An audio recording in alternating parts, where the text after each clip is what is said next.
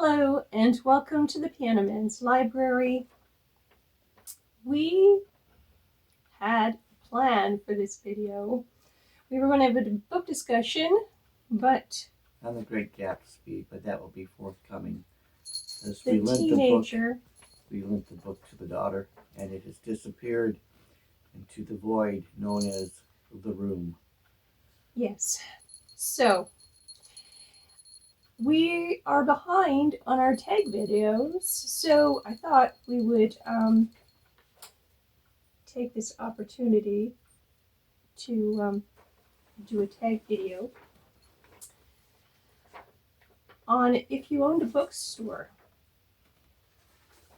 The original tag, I believe, is by Robert G., reader of books.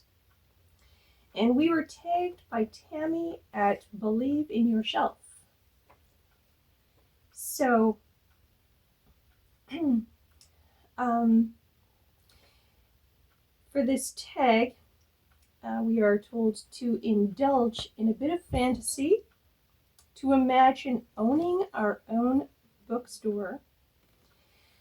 We are to pretend that money is not an issue and that we are independently wealthy. And with that, the first prompt. What are your hours of operation? Would it be a typical day, 9 to 5? Maybe.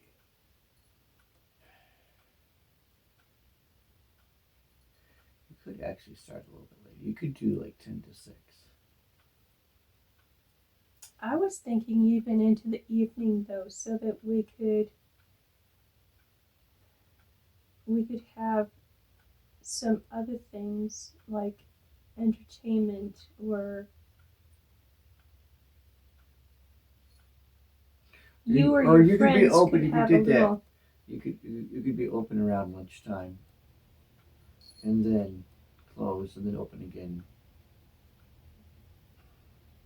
So what, 4 to 8 or something to that effect. Remember, money is no issue. Well, I know. Oh, so you would delegate that to somebody else. Yes. So we would have to be there all the time. So what are your hours then? I was thinking maybe 9 to 9. Okay. Bring back the 12-hour workday. That's what I say. Not really. Okay. Okay.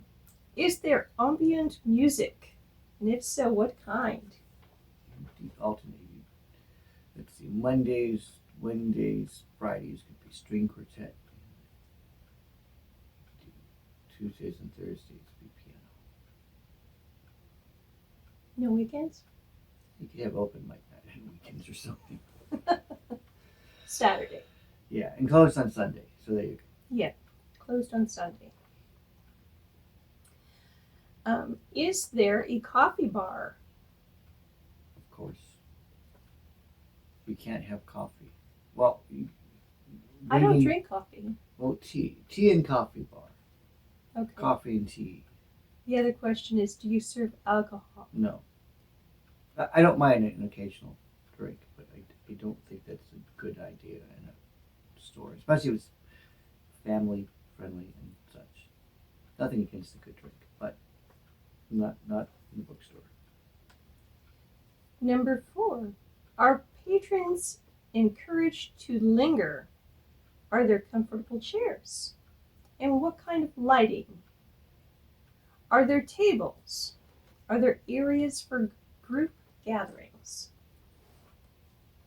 Yes to the chairs. Absolutely no fluorescent lighting. You went incandescent. The entire atmosphere should be warm. Actually, that will come up later with the external architecture. But should be warm and cozy. And so, yes, you'd want your patrons to linger. The longer they stay, the more likely they are to buy something. I know I've had it where before the cozy chairs got pulled. Thank you, corporate America. Private equity. Another diatribe for another day. But I know there are times I've been sitting there just reading a book, and then I kind of feel guilty. I read like half the book, just sitting there. So now I have to buy it. So there, So yes, lingering is good. Number 5. Is there live entertainment? Poetry readings, author reading from the current works, lectures in literature. Yes, in a scheduled sense, like an open mic type thing. So.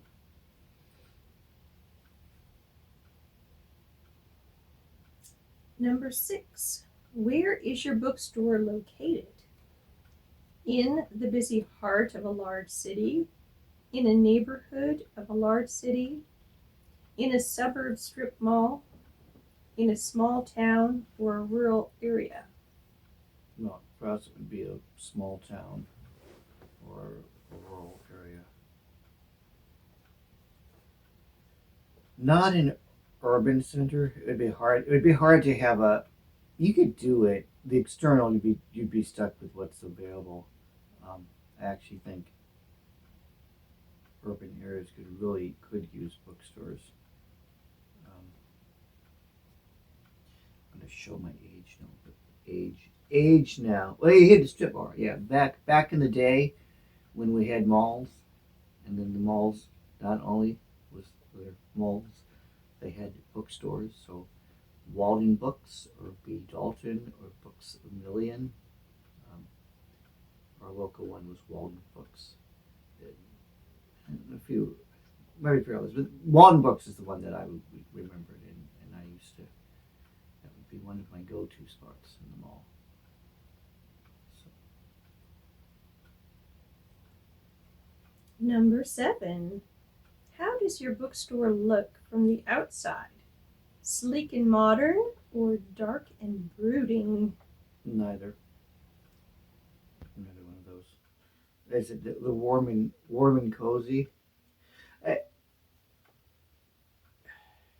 Would you want a Victorian house Oh, that's converted. That would be converted? cool. But I don't know. You have to. That would really depend on zoning. I hate to even talk about bureaucratic stuff like zoning. We have money as That's an right. option. And we'll assume with unlimited money, we have unlimited influence. So zoning won't be an issue.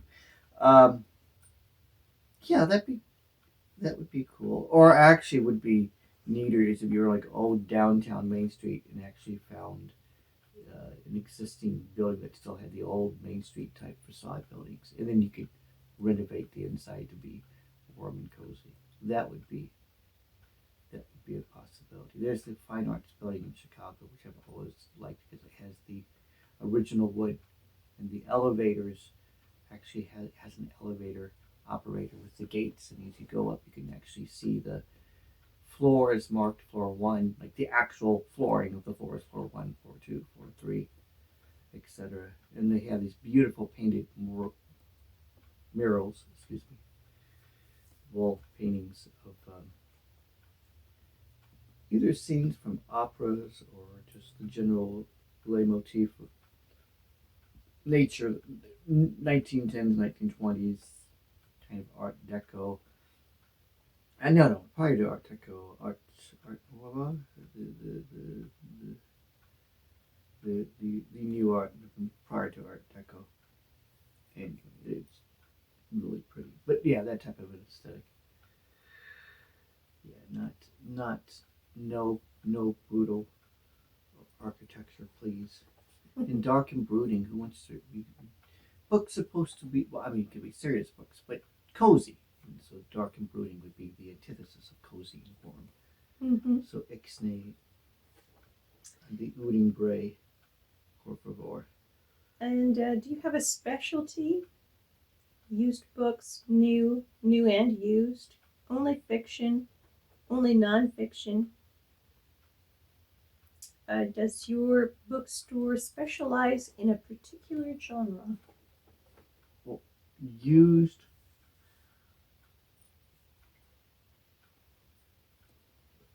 I think if you're talking about a subspecialization, it would be, I think you know, it would be fun to have not your stereotypical banned books, but a book section of controversial books on all sides of issues. I think that would be interesting. And I think going along with that would be actually having debates. And I don't mean what passes for debates in our presidential or in the states presidential where each candidate gets 2 minutes on a question. I actually prefer the Oxford debate style, the English debate style, where there's a good hour or so, 30 minutes to an hour or so of actual back and forth on a particular topic. I find that more informative. I think that would be unique as well. And then, yeah, used books, out of print books. I might have a sheet music section. Mm-hmm. Just because that is something that used to be in the mall. You go into your record store, you have cassettes or LPs or later CDs, and you'd have sheet music, and that is another thing that we have lost as well. Okay. So it's making a comeback, somewhat, a little bit. What's the name of your bookstore? What's your name? I was trying to think of something clever. I haven't thought My of name anything is clever. Fern.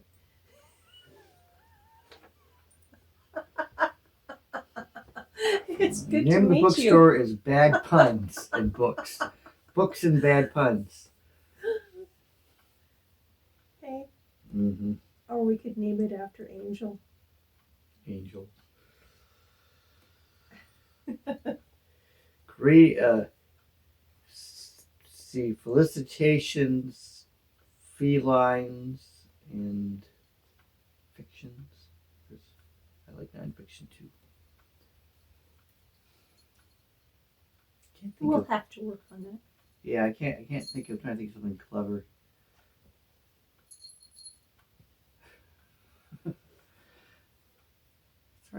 Try to find an alliteration that begins with B. I can't think of anything good I can actually say. I came up with books and broads, but that's just not right. Oh my. Okay. Bombastic books. Bamboozled, no. Brookish. Broke.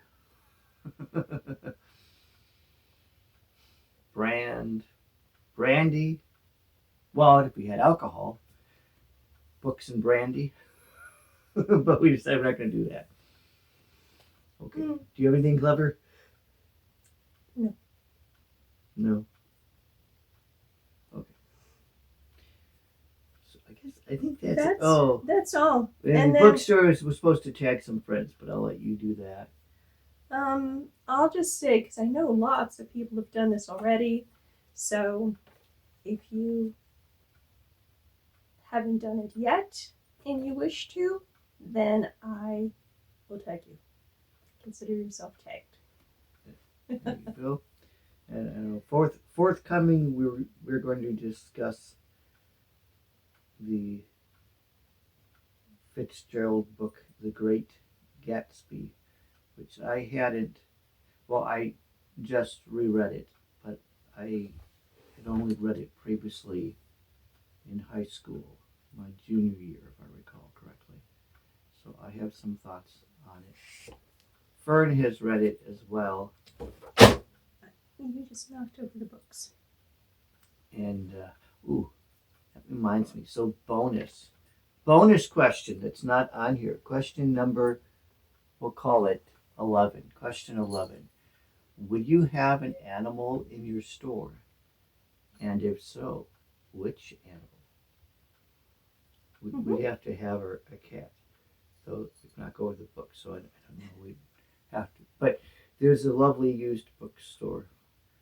Well, lots of lovely used bookstores. But the one in the Fine Arts Building in Chicago had a gentleman who had a cat. It was like the bookstore cat. And just wandered around. So we'd have Angel in our bookstore. But you might have a dog or Mm-hmm. an iguana. Roam around. Or a bird. Birds would be. You'd have to have that in No. a cage. Yeah. You'd have to have a Not bird in a cage. Yeah. The Gilded Cage Bookstore. Anyway, so if you have any fanciful titles or whatnot, feel free to comment below. And if you have read The Great Gatsby, even though we're going to talk about it in another video, did you like it? Did you dislike it? And if you have read it, when did you read it? It was, especially in the States, it is a perennial assigned book. I don't know about elsewhere in the world. And we can talk a little bit about how it came to be kind of a ubiquitous book in the American school system. So that is all. We hope you have a lovely day. It is the weekend of the allegedly forthcoming snow apocalypse here in the eastern part of the states. So if you are in the eastern part of the states, be safe. And we will see you soon. Bye. Bye-bye.